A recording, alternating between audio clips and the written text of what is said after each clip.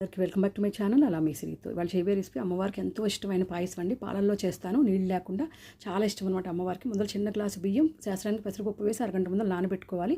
ఇప్పుడు మనం దేవుడి గిన్నెలో 1/2 లీటర్ పాలు తీసుకున్నాను. నేను ఆవు పాలు తీసుకున్నాను, శ్రావణ మాసం మంచిదని. మీరు కావాలంటే మామూలు పాలు తీసుకోండి. కాగిన తర్వాత బియ్యం పెసరపప్పు నానబెట్టిని వేసి ఉడికిస్తూ ఉండాలండి. ఈలో పక్క స్టవ్ మీద మనం కొంచెం బెల్లం తీసుకుని తక్కువ నీళ్లు పోస్తే మనకు 5 నుంచి 10 నిమిషాలు లో ఫ్లేమ్లో పెడితే పాకం రెడీ అయిపోతుంది. స్టవ్ ఆఫ్ చేసుకోవాలి.